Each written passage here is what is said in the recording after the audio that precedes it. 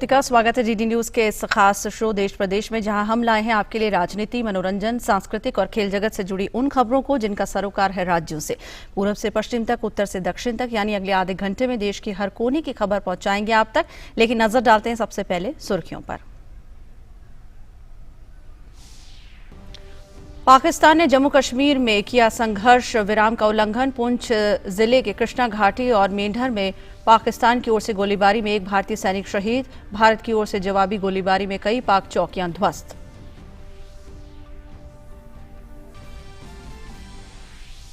जम्मू कश्मीर में हालात तेजी से हो रहे हैं सामान्य। कई इलाकों में लैंडलाइन सेवाएं हुई पूरी तरह बहाल। प्रशासन ने अफवाहों से सावधानी बरतने की दी सलाह।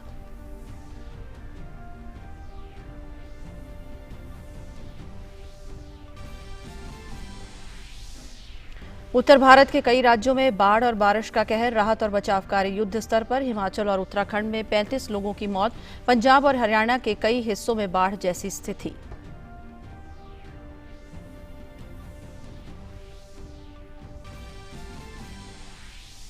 दिल्ली हाई कोर्ट से कांग्रेस नेता पी चिदम्बरम को बड़ा झटका। आईएनएक्स मीडिया मामले में अग्रिम जमानत खारिज। जांच एजेंसियों ने याचिका का किया विरोध। फैसले के खिलाफ चिदम्बरम ने सुप्रीम कोर्ट का खटखटाया दरवाजा।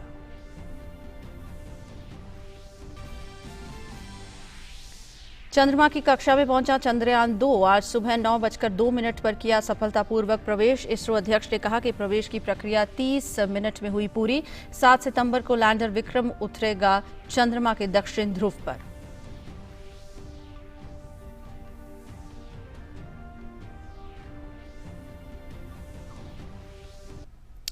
खबरें विस्तार से। सबसे पहले खबर देश के उत्तरी राज्यों से।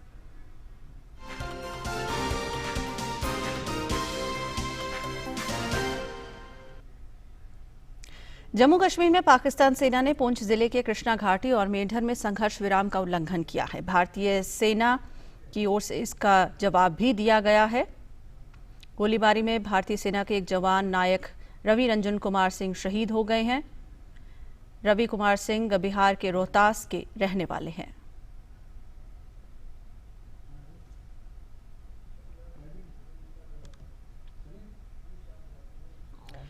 जम्मू कश्मीर से अनुच्छेद 370 हटने के बाद से अब वहां के हालात काफी तेजी से सामान्य हो रहे हैं। श्रीनगर में यातायात सामान्य गति से चल रहा है और लोग भी कामकाज के लिए अपने घरों से बाहर निकल रहे हैं।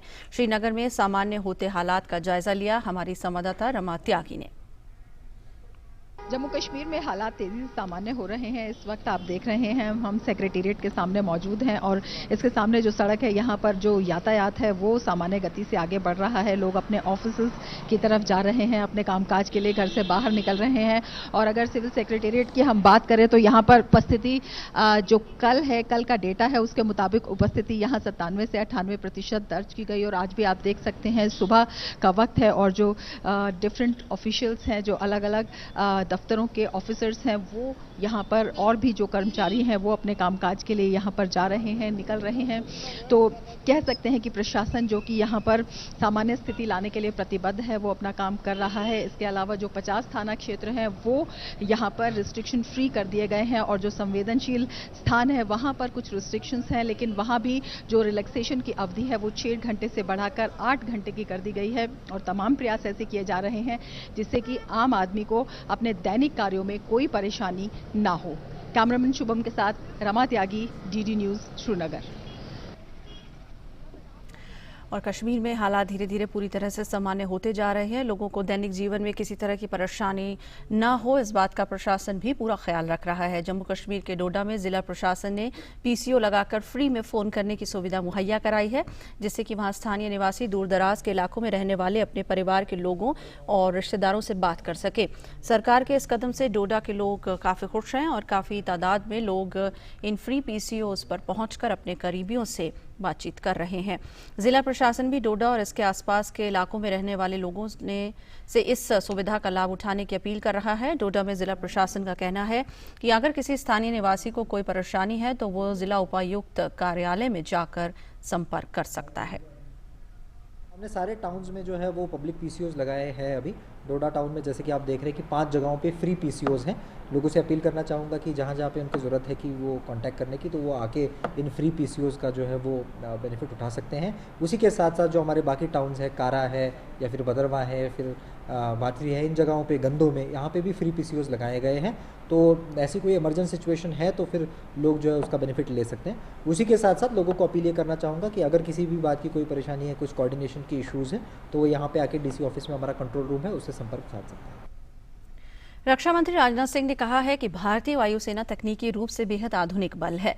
भारतीय वायुसेना के आधुनिकीकरण पर आधारित एक सेमिनार में राजनाथ सिंह ने कहा कि भारतीय वायुसेना को समय के मुताबिक और बदलाव लाकर ऑपरेशनल क्षमताएं बढ़ाने की जरूरत है। Indian Air Force, besides the Army and the Navy, needs to keep pace with the advancement in technology for enhancing operational capabilities. Recently, while addressing the 20th anniversary commemorative event to mark Kargil Vijay Divas, our Honorable Prime Minister has emphasized the need for modernization of our armed forces. रक्षा मंत्री ने रक्षा क्षेत्र में निजी क्षेत्र की भागीदारी बढ़ाने की कोशिशों का भी जिक्र किया और कहा कि प्रधानमंत्री के प्रयासों से रक्षा क्षेत्र में काफी सकारात्मक बदलाव आ रहे हैं। Efforts are being made to increase the participation of the private sector for Make in India in the defense sector. However, it is a fact that India continues to be one of the largest importers of the defense equipment that is produced within the country. There is a sizable dependency on foreign original equipment manufacturers for their subsystems and components. INX media घोटाले से जुड़े भ्रष्टाचार और money laundering मामलों में कांग्रेस नेता और पूर्व केंद्रीय मंत्री पी चिदम्बरम को बड़ा झटका लगा है। दिल्ली उच्च न्यायालय ने पी चिदम्बरम की अग्रिम जमानत याचिका को खारिज कर दिया है। इससे पहले अदालत ने 25 जनवरी को इस मामले में अपना निर्णय सुरक्षित रख लिया था। बता दें कि पूछताछ के दौरान केंद्रीय जांच ब्यूरो सीबीआई और प्रवर्तन निदेशालय यानी ईडी दोनों ने ही कांग्रेस नेता चिदम्बरम की दलील का विरोध किया था। जांच एजेंसियों ने कहा था कि पूर्व वित्त मंत्री इसे हिरासत में लेकर पूछताछ की आवश्यकता है, क्योंकि चिदम्बरम इससे पहले पूछताछ के दौरान जवाब देने में टालमटोल करते हैं। पी चिदम्बरम ने हाईकोर्ट के फैसले के खिलाफ सुप्रीम कोर्ट में अपील की है।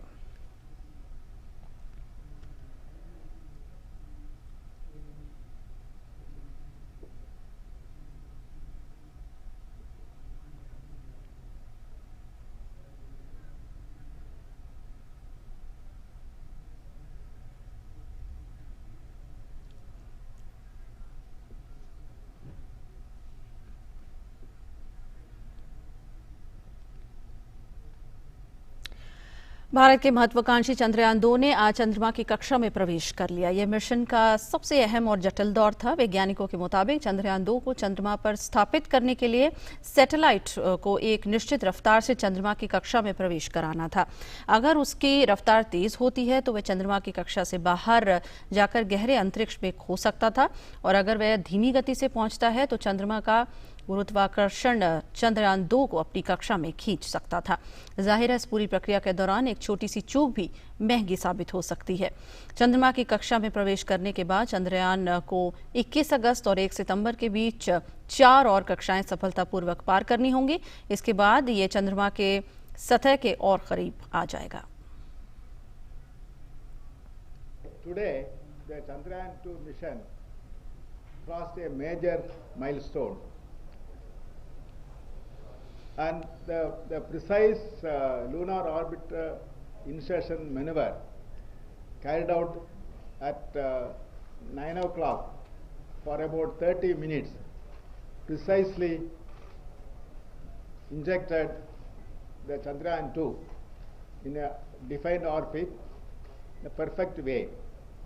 As we are aware, in order to achieve the required location for soft landing near South Pole, that is to achieve the moon orbit with the inclination of 90 degree. This is the unique requirement only Chandrayaan has, which no other moon mission has. Mission के लिए सबसे अहम दिन होगा 7 सितंबर का दिन, जब दक्षिणी ध्रुव पर यान का लैंडर विक्रम चंद्रमा की सतह पर उतरेगा। इसरो प्रमुख ने बताया कि तड़के 1:55 पर यह लैंडिंग होगी।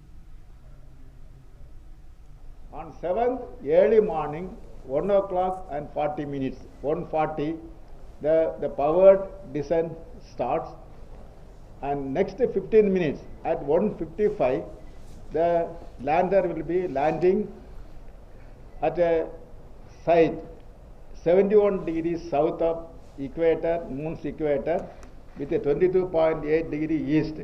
After landing on the lunar surface, 2 hours later, the ramp in the lander will come down and touch the ground, and then 3 hours 10 minutes later, the solar panel of the rover will be deployed, and the 3 hours 50 minutes, the lander will start move from the rover will start from the lander, and at 4 hours the lander will be touching on the moon surface.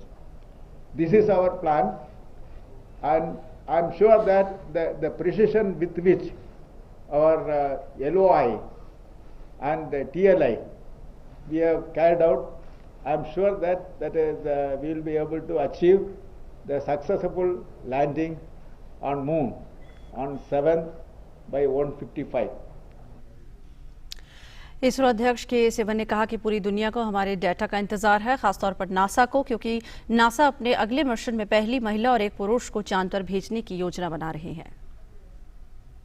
Their globe is waiting for our data, because we are going to land at a place the first time near South Pole, and already that NASA has announced the project of having the human habitat type of thing near South Pole. Yeah, South Pole is expected to have more water, more minerals, because of special characteristics of the South Pole. So this will be giving a feedback or the input for the future program, which the humanity is considering in a major way, especially that the NASA and all. And they, in fact, they tweeted, "You are going to land in a place where we are going to land after some time, man." So that way, this will give the main input to the science input to that project. प्रवर्तन निदेशालय ने bank धोखाधड़ी मामले में मोजर bear के तत्कालीन कार्यकारी निदेशक रतुल पुरी को गिरफ्तार किया। इस मामले में सीबीआई ने शनिवार को मामला दर्ज किया था। यह मामला सेंट्रल बैंक ऑफ इंडिया को 354.51 करोड़ रुपए की चपत लगाने से जुड़ा हुआ है।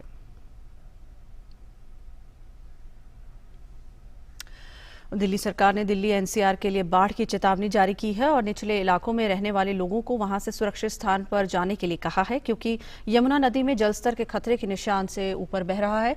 हरियाणा के हथिनी कुंज बैराज से 8,28,000 क्यूसेक पानी छोड़ा जाने के बाद जलस्तर लगातार बढ़ते रहने के बाद आज जलस्तर 206 मीटर के पार पहुंच गया है।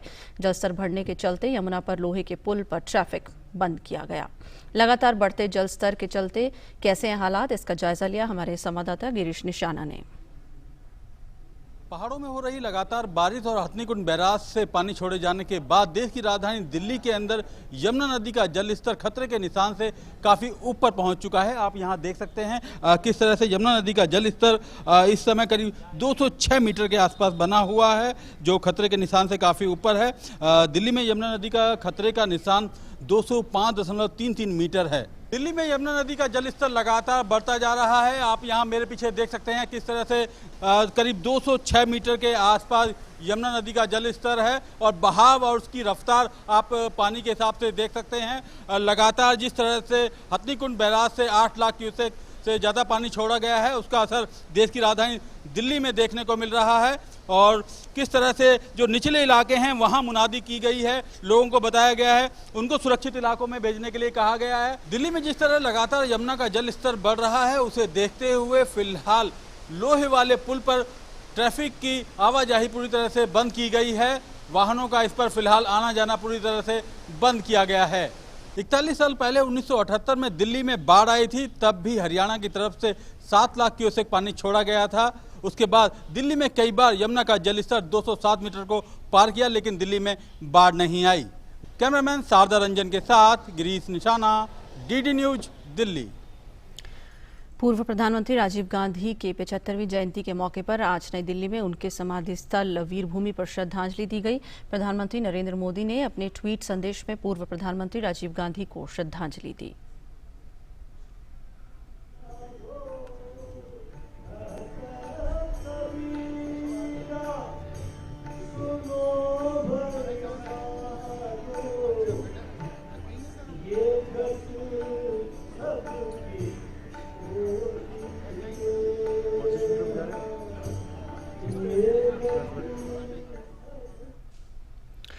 और अब खबरें उत्तर प्रदेश और उत्तराखंड से जुड़ी हुई।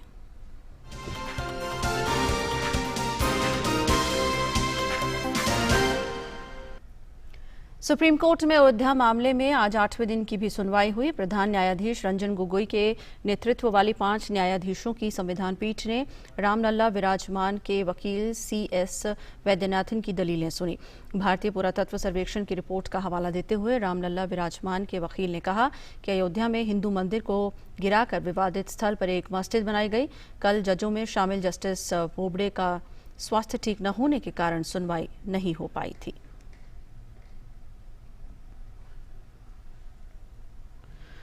उत्तराखंड के उत्तरकाशी जिले में 2 दिन पहले बादल फटने और भूस्खलन से मची तबाही वाले क्षेत्रों में बचाव और राहत कार्य आज भी जारी रहा। इस बीच राज्य आपदा मोचन बल की बचाव और राहत टीमों ने माकुड़ी गांव से एक और शव बरामद किया है। इसके साथ ही आपदाग्रस्त क्षेत्रों में मरने वालों की संख्या 13 हो गई है। 4 अन्य लोग अभी भी लापता हैं। भारतीय वायुसेना के हेलीकॉप्टरों के माध्यम से खाने के पैकेट, कंबल, दवाइयां और पीने का स्वच्छ पानी आपदाग्रस्त क्षेत्रों में पहुंचाया गया है। मुख्यमंत्री रावत ने आज आपदाग्रस्त क्षेत्रों का दौरा कर वहां स्थिति का जायजा लिया। उन्होंने लोगों को आश्वासन दिया कि संकट की इस घड़ी में सरकार उनकी हर संभव मदद करेगी।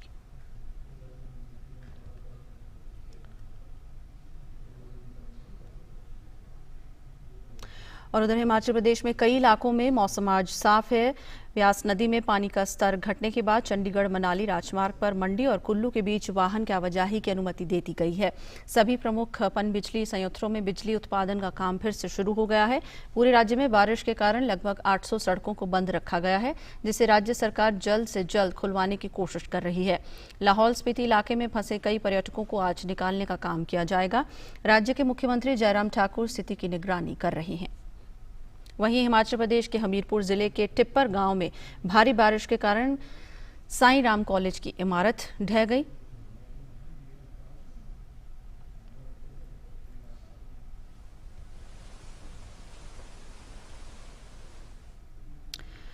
इधर पंजाब और हरियाणा की बात करें तो मंगलवार को बारिश नहीं हुई, लेकिन पिछले कुछ दिनों से लगातार हुई वर्षा के कारण दोनों राज्यों के अनेक हिस्सों में बाढ़ जैसे हालात हैं।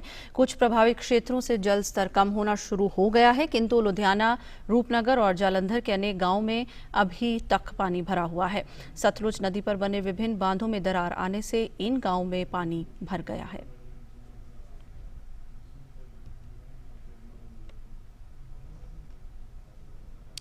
और अब खबरें बिहार और झारखंड से।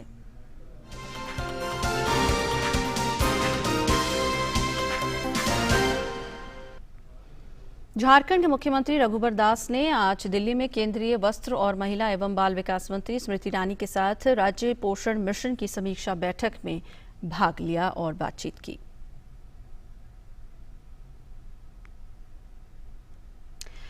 खबरें देश के पूर्वोत्तर राज्यों से।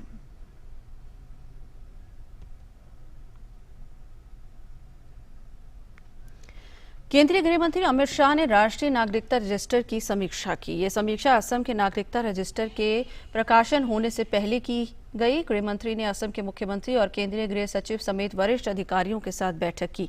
इस विषय में गृह मंत्रालय और असम सरकार के बीच पिछले कुछ हफ्तों से बातचीत चल रही है। इसमें यह निर्णय लिया गया कि एनआरसी से बाहर किए गए व्यक्तियों की राज्य सरकार सहायता करेगी। इसके तहत जिन लोगों का नाम अंतिम सूची में नहीं आएगा वे आगे अपील कर सकेंगे। राज्य सरकार एनआरसी से बाहर रखे गए लोगों के बीच जरूरतमंद लोगों को कानूनी सहायता प्रदान करने की व्यवस्था भी करेगी। प्रत्येक व्यक्ति जिसका नाम अंतिम एनआरसी में नहीं है, विदेश विदेशी ट्राइब्यूनल के सामने अपने मामले को पेश कर सकता है। विदेशी नागरिक अधिनियम 1946 और विदेशियों के आदेश के प्रावधानों के तहत केवल विदेशी ट्राइब्यूनल ही किसी व्यक्ति को विदेशी घोषित कर सकता है। एनआरसी से बाहर किए गए व्यक्तियों की सुविधा के लिए कई स्थानों पर ऐसे न्यायाधिकरण स्थापित किए जा रहे हैं। अंतिम एनआरसी की सूची से बाहर रखे गए सभी लोगों के लिए निर्धारित समय के भीतर अपील दाखिल करना संभव नहीं होगा। इसको देखते हुए गृह मंत्रालय नियमों में संशोधन करेगा और अपील करने की वर्तमान समय सीमा को 60 दिनों से बढ़ाकर 120 दिन तक करेगा। राज्य में शांति बनाए रखने के लिए केंद्र सरकार की ओर से केंद्रीय सुरक्षा बलों की तैनाती की जाएगी।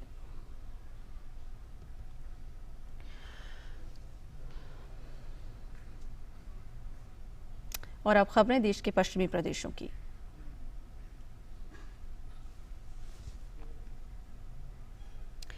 बॉलीवुड के मशहूर संगीतकार मोहम्मद ज़हूर ख़य्याम हाशमी को आज मुंबई में पूरे राजकीय सम्मान के साथ अंतिम विदाई दी गई। लंबी बीमारी के बाद ख़य्याम साहब ने मुंबई के अस्पताल में सोमवार को अंतिम सांस ली।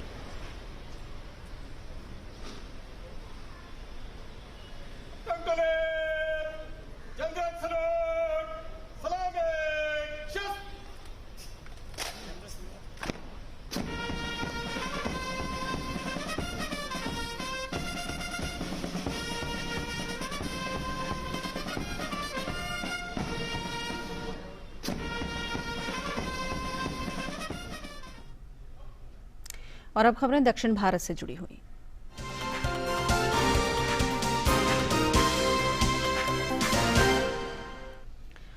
कर्नाटक में आज मुख्यमंत्री बीएस येदियुरप्पा ने अपने मंत्रिमंडल का विस्तार किया। राज्यपाल वजुभाई वाला ने बेंगलुरु में राजभवन में 17 मंत्रियों को पद और गोपनीयता की शपथ दिलाई।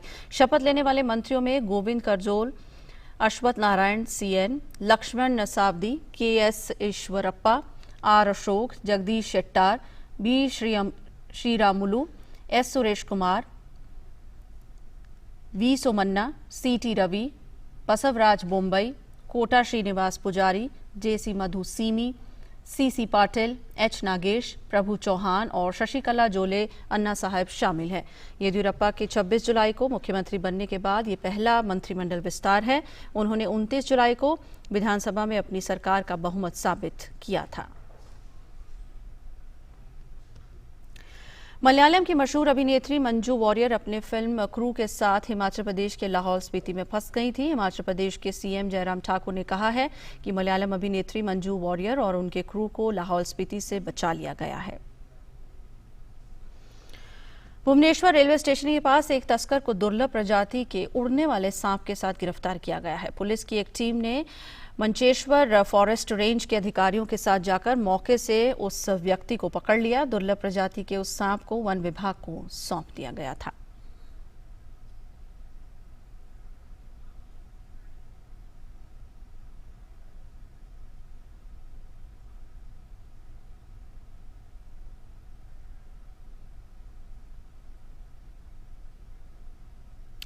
तो देश प्रदेश में आज बस इतना ही। इजाजत दीजिए। नमस्कार।